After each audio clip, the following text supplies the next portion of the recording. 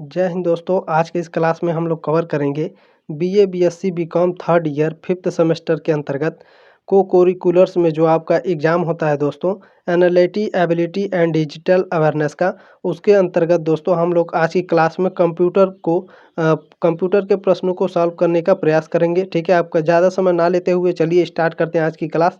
इसमें पहला प्रश्न पूछा है दोस्तों, जब आप किसी वेबसाइट पर जाते हैं तो वेब ब्राउज़र का प्राथमिक कार्य क्या होता है? दोस्तों, जब आप वेबसाइट पर जाते हैं तो वेब ब्राउज़र का प्राथमिक कार्य क्या होता है?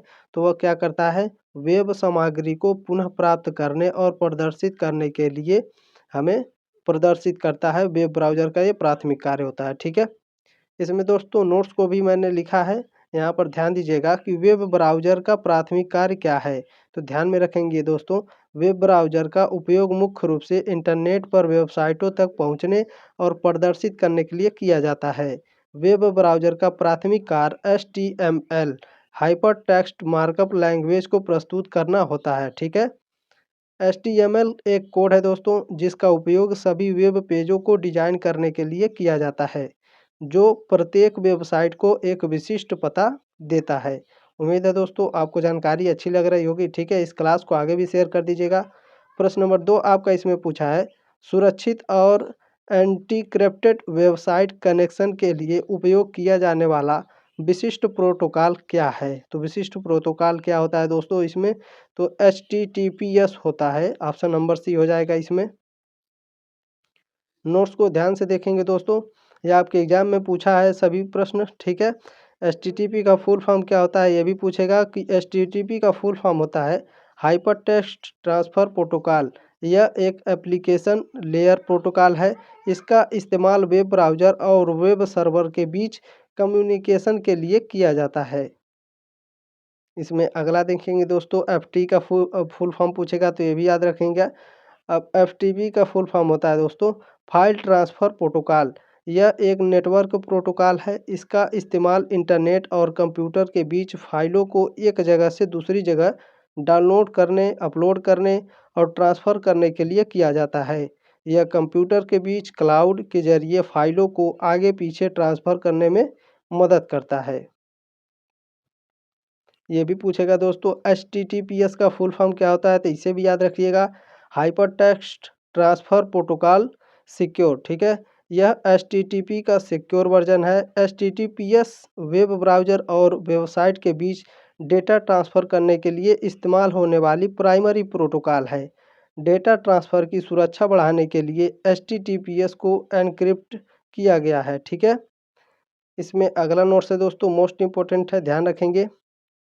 HTML का फुल फॉर्म क्या होता है? Hypertext markup language. यह एक मार्कअप लैंग्वेज है।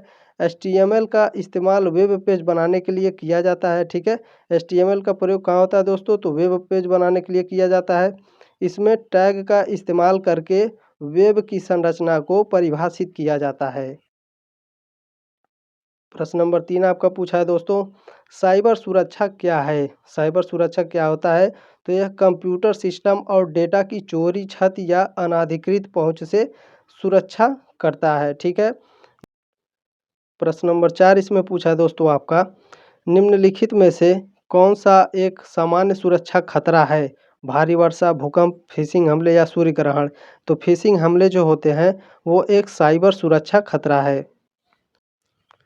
इसमें प्रश्न नंबर 5 आपका पूछा है दोस्तों, साइबर सुरक्षा में फायरवॉल का उद्देश्य क्या होता है? तो साइबर सुरक्षा में फायरवॉल का उद्देश्य होता है वह अनाधिकृत पहुंच और हमलों को रोकने के लिए नेटवर्क ट्रैफिक को फिल्टर और नियंत्रण करता है। नोट्स को ध्यान से पढ़ेंगे, आपके डाउट क्लियर हो जाएंगे। ठीक है, नोट्स को ध्यान से पढ़िए। फायरवॉल साइबर सुरक्षा का एक समाधान है। यह कंप्यूटर या नेटवर्क के आने जाने वाले अवांछित ट्रैफिक से बचाता है। फायरवॉल नेटवर्क ट्रैफिक में भी मौजूद सभी डेटा पैकेजों का निरीक्षण और प्रमाणीकरण करता है। उसके बाद उन्हें सुरक्षित वातावरण में ले जाने की अनुमति देता है। दोस्तों, जो आपको नहीं समझ में आएगा वीडियो को रोक करके आप आराम से पढ़ सकते हैं, या तो स्क्रीनशॉट लेकर पढ़ लीजिएगा। ठीक है, प्रश्न नंबर 6 आपका पूछा है, सूचना विशेषताओं में CIA मॉडल में C का क्या अर्थ है?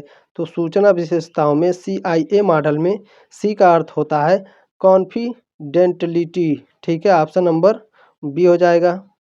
अगला प्रश्न है आपका, देखिए नोट्स को ध्यान से पढ़ लीजिएगा। साइबर सुरक्षा में CIA का अर्थ होता है, CIA का मतलब होता है गोपनीयता, अखंडता और उपलब्धता। ठीक है, आपके एग्जाम में पूछ सकता है कि CIA का मतलब क्या होता है, तो गोपनीयता, अखंडता और उपलब्धता, याद रखेंगे इसे। प्रश्न नंबर 7 आपका पूछा है, निम्नलिखित में से किसे सूचना सुरक्षा के लिए सामान्य खतरा नहीं माना जाता है, तो पासवर्ड प्रबंधन को, ठीक है, साइबर सुरक्षा के लिए सामान्य खतरा नहीं माना जाता है।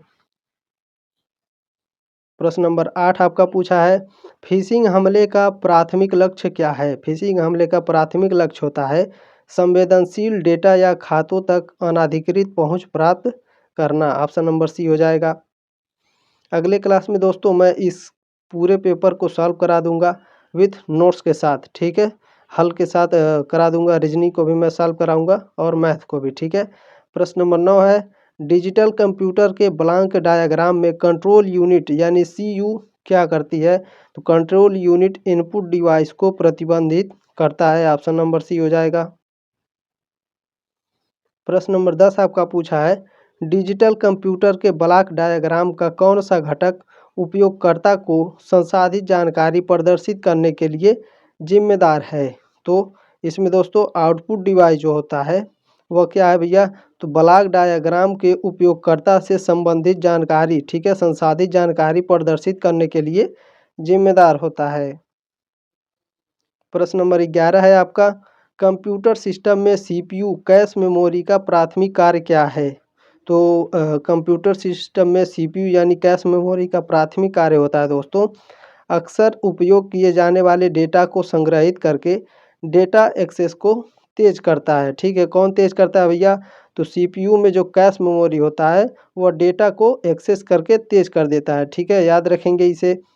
अगला प्रश्न है, प्रश्न नंबर 12 आपका पूछा, इसमें किस प्रकार की मेमोरी नॉन वोलेटाइल होती है और आमतौर पर कंप्यूटर में प्रोग्राम और डेटा के दीर्घकालिक भंडारण के लिए उपयोग की जाती है, तो यह ऑप्शन नंबर बी है, रोम यानी रीड ओनली मेमोरी जो होती है दोस्तों यह नॉन वोलेटाइल होती है और आमतौर पर कंप्यूटर में प्रोग्राम और डेटा के दीर्घकालीन भंडारण के लिए उपयोग की जाती है।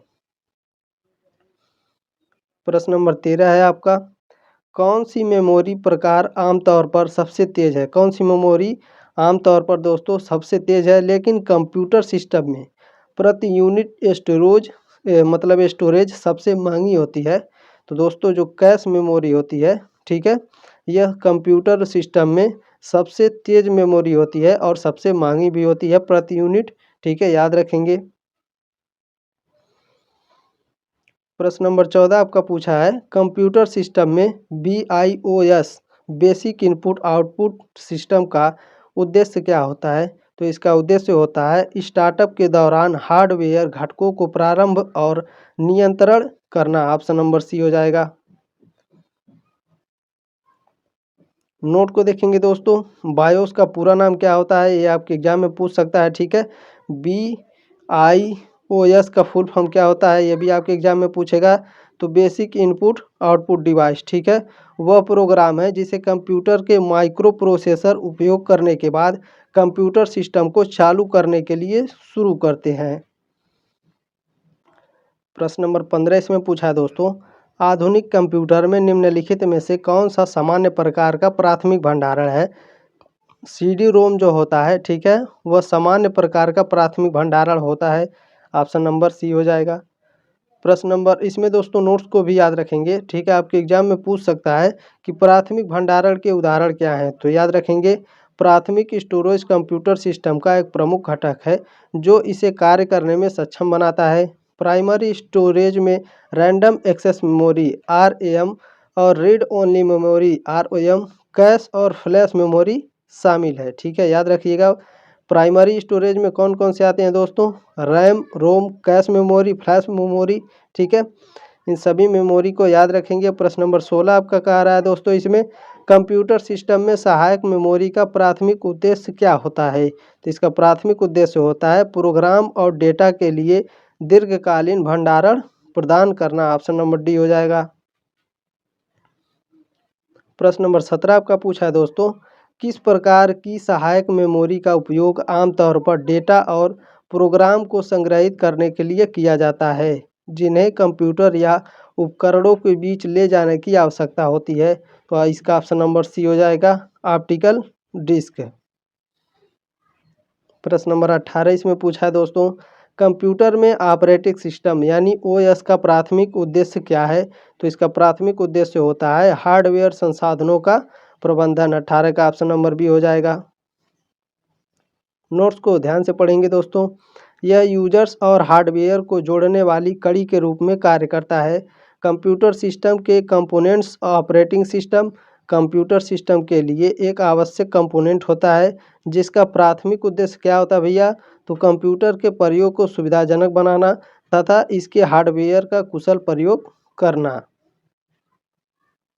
इसमें अगला प्रश्न देखेंगे, प्रश्न नंबर 19 आपका इसमें पूछा है, निम्नलिखित में से कौन सा सिस्टम सॉफ्टवेयर का उदाहरण है?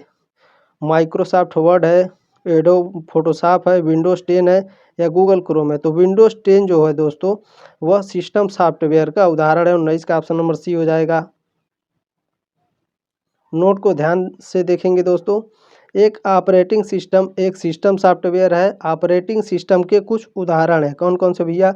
Windows, Linux, VMS. ठीक है, इन्हें याद रखेंगे, बहुत ही इंपॉर्टेंट है।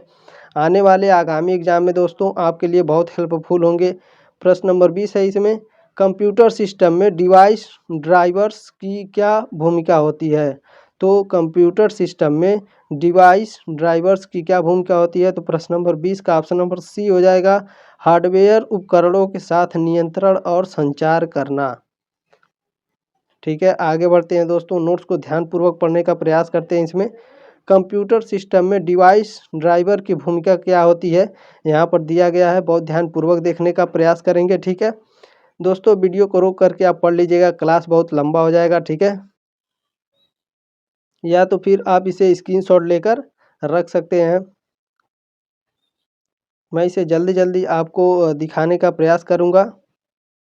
चलिए, प्रश्न नंबर 21 इसमें पूछा है आपका, कंप्यूटर सिस्टम को वायरस, मालवेयर और अन्य सुरक्षा खतरों से बचाने के लिए किस प्रकार का सॉफ्टवेयर डिजाइन किया गया है? क्या पूछ रहा है, कंप्यूटर सिस्टम को वायरस, मालवेयर और अन्य सुरक्षा खतरों से बचाने के लिए किस प्रकार के सॉफ्टवेयर डिजाइन किए गए हैं? तो ये किस प्रकार के किए गए हैं? तो एंटीवायरस सॉफ्टवेयर डिजाइन किए गए हैं। ऑप्शन नंबर सी हो जाएगा। प्रश्न नंबर 22 आपका पूछा है, कौन सा सिस्टम सॉफ्टवेयर घटक कंप्यूटर पर कई कार्यों या प्रक्रियाओं के निष्पादन के प्रबंधन के लिए जिम्मेदार है? तो यह ऑपरेटिंग सिस्टम कर्नेल जिम्मेदार होता है। 22 का ऑप्शन नंबर सी हो जाएगा। इस क्लास से दोस्तों कई प्रश्न आपके एग्जाम में आने वाले हैं, ध्यान रखिएगा। यह प्रश्न पत्र दूसरे विश्वविद्यालय का है। अगली क्लास में दोस्तों मैं कंप्यूटर और रीजनिंग दोनों आपको सॉल्व करा दूंगा और उस वीडियो का लिंक इस डिस्क्रिप्शन में मैं दे दूंगा। ठीक है, नोट को ध्यान से पढ़ेंगे। ऑपरेटिंग सिस्टम कंप्यूटर सिस्टम संसाधन प्रबंधन के कार्यों जैसे मेमोरी प्रबंधन, सीपीयू में, ठीक है, प्रबंधन और प्रक्रिया प्रबंधन के लिए जिम्मेदार होता है। प्रश्न नंबर 23 आपका पूछा है, निम्नलिखित में से कौन सा ऑपरेटिंग सिस्टम का कार्य नहीं है? तो इसमें ऑपरेटिंग सिस्टम का कार्य क्या नहीं होता है? तो दस्तावेजों और छवियों का संपादन। ऑप्शन नंबर बी हो जाए, ऑप्शन नंबर डी इसमें सही है। ठीक है, ऑपरेटिंग सिस्टम का कार्य कौन सा नहीं है? दस्तावेजों और छवियों का संपादन करना। बाकी मेमोरी और स्टोरेज का प्रबंधन करना, ग्राफिकल यूजर इंटरफेस GUI प्रदान करना, एप्लीकेशन चलाना, ये सब क्या होता है? ऑपरेटिंग सिस्टम का कार्य होता है। प्रश्न नंबर 24 आपका पूछा है इसमें, किस एप्लीकेशन सॉफ्टवेयर श्रेणी में छवियों और ग्राफिक्स बनाने और संपादित करने के प्रोग्राम शामिल है? तो इसमें graphics design software. Option number B इसमें सही हो जाएगा। प्रश्न नंबर 25 आपका पूछा है, निम्नलिखित में से कौन सा ऑडियो और वीडियो फाइलों को चलाने के लिए उपयोग किए जाने वाले मल्टीमीडिया सॉफ्टवेयर का एक उदाहरण है? तो यह VLC media player. Option number C हो जाएगा। प्रश्न नंबर 26 आपका पूछा है दोस्तों, निम्नलिखित में से कौन सा ईमेल क्लाइंट सॉफ्टवेयर का एक उदाहरण है जिसका उपयोग ईमेल भेजने और प्राप्त करने के लिए किया जाता है। तो आउटलुक ऑप्शन नंबर सी हो जाएगा। अगला प्रश्न देखेंगे, प्रश्न नंबर 27 आपका पूछा है, वर्ड स्क्रीन का कौन सा क्षेत्र वर्तमान में खुले दस्तावेज के नाम प्रदर्शित करता है? तो ऑप्शन नंबर डी हो जाएगा, टाइटल बार। प्रश्न नंबर 28 देखेंगे दोस्तों, कौन सी सुविधा आपको वर्ड दस्तावेज में टेक्स्ट को तुरंत खोजने और बदलने की अनुमति देता है? तो find and replace, option number B हो जाएगा। प्रश्न नंबर 29 आपका पूछा है, वर्ड में वह डिफ़ॉल्ट स्थान क्या है जहां प्रोग्राम आपके द्वारा किसी दस्तावेज को खोलने या सहेजने पर फाइलों को ढूंढता है? तो दोस्तों जो डॉक्यूमेंट्स होते हैं, ठीक है, ऑप्शन नंबर डी हो जाएगा इसमें। प्रश्न नंबर 30 आपका पूछा है दोस्तों, माइक्रोसॉफ्ट वर्ड में टेक्स्ट की एक पंक्ति एवं शुरुआत में सम्मिलित बिंदु को स्थानांतरित करने के लिए किस की का उपयोग किया जाता है? तो किस की का उपयोग किया जाता है भैया? तो कंट्रोल प्लस होम की का उपयोग किया जाता है, लेकिन होम दिया है तो हम होम पर क्लिक करेंगे, ठीक है। प्रश्न नंबर 31 आपका पूछा है, माइक्रोसॉफ्ट वर्ड में अंतिम क्रिया को पूर्ववत करने के लिए किस कीबोर्ड शॉर्टकट का उपयोग किया जाता है? तो किस उपयोग किया जाता है दोस्तों? तो कंट्रोल प्लस जेड का उपयोग किया जाता है, ऑप्शन नंबर ए हो जाएगा। प्रश्न नंबर 32 आपका इसमें पूछा है, वर्ड में कौन सा फीचर आपके टाइटल टाइप करते ही गलत शब्दों के लिए स्वचालित रूप से सुधार का सुझाव देता है? वेरी वेरी मोस्ट इम्पोर्टेंट प्रश्न है ये। तो ऑप्शन नंबर सी है, ऑटो करेक्ट, ठीक है। एक बार और प्रश्न को देख लीजिए, वर्ड में कौन सा फीचर आपके टाइप करते ही गलत शब्दों के लिए स्वचालित रूप से सुधार का सुझाव देता है? तो ऑटो करेक्ट होता है। मैंने नोट्स को दोस्तों यहाँ पर लिखा है, ठीक है, आगे मैं आपको समझा दूंगा। प्रश्न नंबर 33 है, ध्यान से देखेंगे, माइक्रोसॉफ्ट वर्ड में कौन सा टूल आपको दस्तावेज में वर्तनी त्रुटियों की जांच करने और उन्हें ठीक करने में मदद करता है? तो ऑप्शन नंबर सी है, स्पेल चेक, ठीक है, स्पेल चेकर होता है, ऑप्शन नंबर सी हो जाएगा। प्रश्न नंबर 34 आपका पूछा है, वर्ड में लाल लहरदार रेखाएं क्या दर्शाती हैं? वेरी वेरी मोस्ट इम्पोर्टेंट प्रश्न है, ठीक है, यह कई विश्वविद्यालय में कई बार भी पूछ चुका है, तो याद रखेंगे। वर्ड में लाल लहरदार रेखाएं क्या दर्शाती हैं भैया? तो स्पेलिंग संबंधित त्रुटि को दर्शाती हैं, ऑप्शन नंबर बी हो जाएगा। मैंने यहाँ पर नोट्स को लिखा है, बहुत ध्यानपूर्वक यहाँ पढ़ने का प्रयास करेंगे, ठीक है। माइक्रोसॉफ्ट वर्ड में लाल लहरदार रेखाएं रेखांकन का मतलब होता है कि शब्द गलत वर्तनी वाला है, ठीक है, यह वर्तनी की गलतियों की जांच करता है। अगला में देखेंगे, यहाँ पर लिखा है, वहीं हरी लहरदार रेखांकन का मतलब होता है दोस्तों कोई व्याकरण संबंधित त्रुटि है, यह व्याकरण की जांच करता है, ठीक है। लाल का तो पता चल गया, लाल लहरदार रेखाएं क्या करती हैं दोस्तों? तो वर्तनी की गलतियों की जांच करती हैं, और जो हरी लहरदार रेखाएं होती हैं दोस्तों, यह व्याकरण संबंधी त्रुटि को दर्शाती हैं, याद रखेंगे। इसके अलावा नीली रेखा किसी प्रासंगिक वर्तनी त्रुटि को दर्शाती है। Very very most important notes है, इसका स्क्रीनशॉट ले लीजिएगा, चाहे तो आप इसे नोट कर लीजिएगा। प्रश्न नंबर 35 आपका पूछा है दोस्तों, वर्ड में कौन सा संरेखण विकल्प टेक्स्ट को बाएं और दाएं दोनों मार्जिन्स पर संरेखित करता है, जिससे पैराग्राफ के दोनों ओर एक साफ किनारा बनता है? तो जस्टिफाई के द्वारा, ठीक है, यहाँ टाइपिंग में गलती हो गई है, कई जगह जस्टिफाई यहाँ पर रहेगा, याद रखेंगे। प्रश्न नंबर 36 है, माइक्रोसॉफ्ट वर्ड में पेज मार्जिन को समायोजित करने का उद्देश्य क्या होता है? तो इसका उद्देश्य होता है किसी पृष्ठ पर सामग्री के चारों ओर सफ़ेद स्थान की मात्रा को नियंत्रित करने के लिए। प्रश्न नंबर 37 आपका पूछा है, वर्ड में पेज ब्रेक फीचर का उद्देश्य क्या है? वर्ड में पेज ब्रेक फीचर का उद्देश्य क्या होता है दोस्तों? तो इसका उद्देश्य होता है दस्तावेज के किसी विशिष्ट स्थान पर एक नया पृष्ठ प्रारंभ करने के लिए, ऑप्शन नंबर सी हो जाएगा। प्रश्न नंबर 38 है, माइक्रोसॉफ्ट वर्ड में मेल मर्ज मुख्यतः किसके लिए प्रयोग किया जाता है? जो माइक्रोसॉफ्ट वर्ड होता है उसमें मेल मर्ज के लिए दोस्तों इन चारों में से किसका मुख्यतः उपयोग किया जाता है? तो व्यक्तिकृत दस्तावेज बनाने के लिए किसी दस्तावेज को डेटा स्रोत के साथ संयोजित करना होता है। ऑप्शन नंबर बी हो जाएगा। प्रश्न नंबर 39 आपका पूछा है दोस्तों, वर्ड में दस्तावेज गुण का उद्देश्य क्या होता है? तो वर्ड में दोस्तों दस्तावेज गुण का उद्देश्य होता है दस्तावेज के बारे में जानकारी प्रदान करना, जैसे लेखन और शीर्षक। ऑप्शन नंबर सी हो जाएगा। प्रश्न नंबर 40 देखेंगे दोस्तों, लास्ट प्रश्न है। याद रखिए जो आपका पेपर आएगा दोस्तों उसमें 40 प्रश्न 75 क्वेश्चन आएंगे आपके, ठीक है, या तो फिर आपके 100 क्वेश्चन आएंगे, ठीक है, या तो 100 पूछे जाएंगे या तो 75। याद रखिएगा 75 में से भी 40 क्वेश्चन पूछे जाएंगे और 100 में से दोस्तों आपके 40 प्रश्न पूछे जाएंगे कंप्यूटर के, तो याद रखेंगे इसे। प्रश्न नंबर 40 आपका पूछा है, एक्सेल में ऑटो सम ड्रॉप डाउन मेनू में निम्नलिखित में से कौन सा गणितीय फंक्शन चुना जा सकता है? तो ऑप्शन नंबर ए है सम काउंट एवरेज मैक्सिमम मिनिमम, ठीक है। उम्मीद है दोस्तों जानकारी अच्छी लगी होगी। इस क्लास को शेयर कर दीजिएगा। मिलते हैं अगले क्लास में, तब तक के लिए जय हिंद, वंदे मातरम।